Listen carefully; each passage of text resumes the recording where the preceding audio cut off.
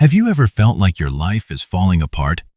But deep down, something tells you it's actually falling into place. Like everything familiar is being taken from you, one piece at a time. What if that feeling isn't chaos, it's construction? What if the season you're in right now isn't punishment, it's preparation? Before you scroll past this, I need you to hear something. These next 7 signs might explain everything you've been going through. Stay with me until the end, because sign number 7 might be the one you needed most. The Bible tells us in Isaiah 43:19, "Behold, I will do a new thing. Now it shall spring forth, shall ye not know it?" But before the new thing comes, there's always a stripping away first. God doesn't build the next chapter on top of the old one. He clears the ground first. Every builder knows this. You can't lay a new foundation on broken concrete. So if your life feels unfamiliar right now, unsettled, uncertain, it's not because God forgot you. It's because He's clearing space for something you can't see yet. Here are the 7 signs that it's happening right now. Sign number 1. Things you used to rely on are quietly falling away. Relationships that once felt permanent are shifting. Routines that gave you comfort no longer fit. Even the version of yourself you used to know feels different now. This isn't loss for the sake of loss.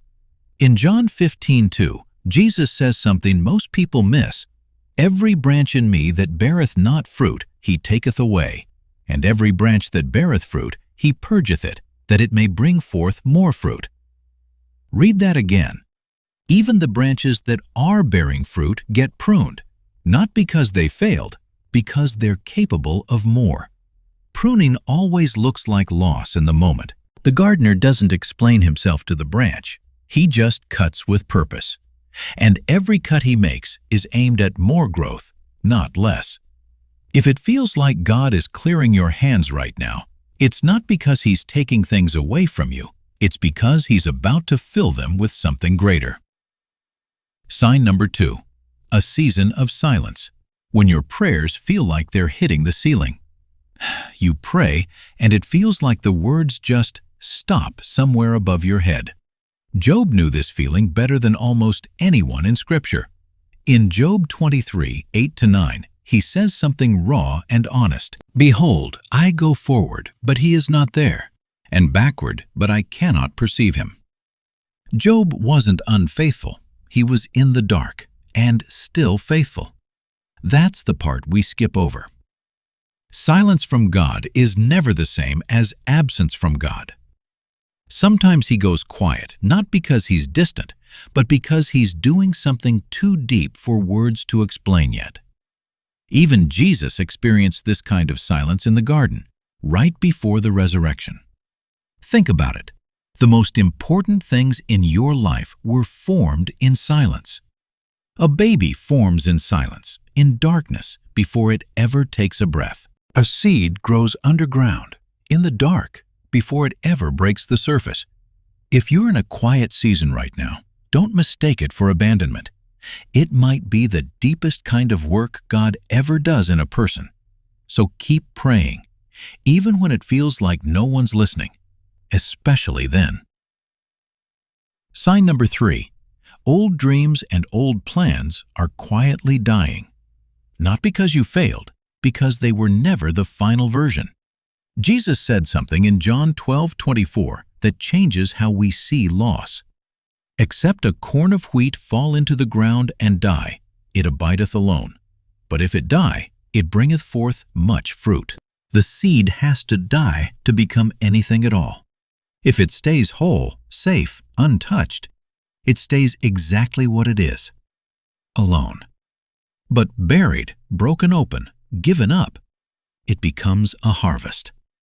The dream you're grieving right now might just be the seed of something bigger.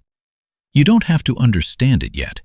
You just have to stop fighting the burial. Grief over a dying dream is not weakness. It's the soil doing its work. Don't rush to bury your grief and move on too fast. Let it become ground for something new to grow from. Every harvest you've ever eaten started as something that had to die first. Yours will be no different. Sign number 4. You're being tested in small, unseen moments. Not the big public moments, the quiet ones nobody's watching. Luke 16:10 puts it plainly. He that is faithful in that which is least is faithful also in much. And he that is unjust in the least is unjust also in much. God isn't watching for your biggest, loudest moment of faith. He's watching how you treat people when you're tired, how you speak when no one's recording, whether you keep your word when it costs you something small. These moments feel insignificant. They are not. Every quiet act of faithfulness right now is a brick in a foundation. You can't see the building yet, but the foundation is being laid. Skip the small tests, and the big assignment never comes. Pass them quietly, and you won't even notice the door opening. So today, in the small, unseen moment, choose faithfulness. It's being counted, even when it doesn't feel like it. Sign number 5. Some people are stepping out of your life, and it's not your fault.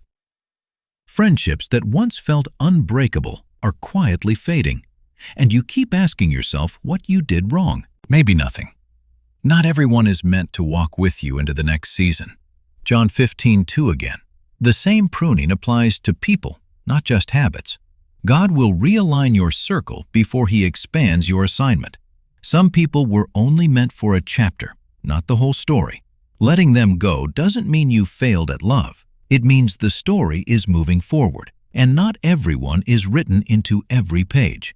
If your circle feels smaller right now, don't panic. Smaller isn't always sadder. Sometimes it's just more aligned. God is making room, quietly, deliberately, for who's coming next. The people meant for your next season haven't arrived yet. Give the door time to open. It will.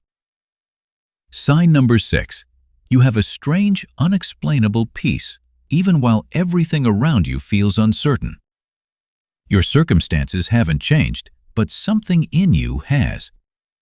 Philippians 4:7 calls this the peace of God which passeth all understanding. Notice it doesn't say the peace that makes sense. It says the peace that surpasses understanding. Peace that shouldn't be possible, but is. This is the same peace Jesus promised in John 14:27. Not as the world giveth, give I unto you. That peace isn't denial. It's not pretending everything is fine. It's a signal, proof that something is being held together you can't yet see. If chaos is swirling around you and you still feel steady, that steadiness didn't come from you. It's evidence that someone bigger than the chaos is already at work. Don't second-guess a peace you can't explain. Don't talk yourself out of it just because it doesn't make logical sense. If you have peace you can't explain, trust it.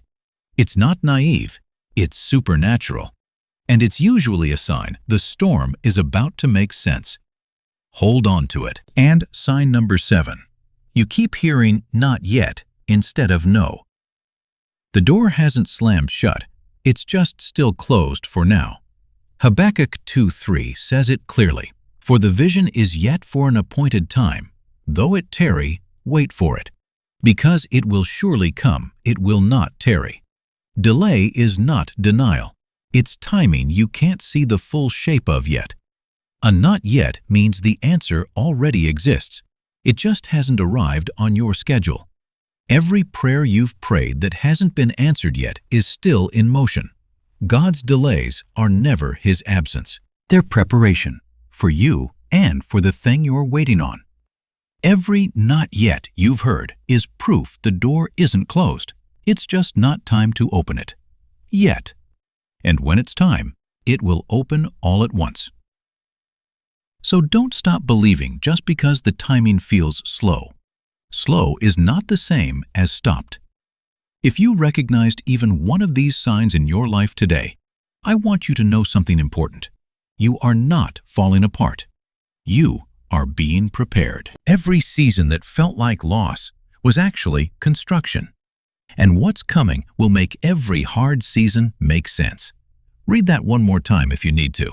If this spoke to you, share it with someone who needs to hear it today. Someone in your life is in a season like this right now.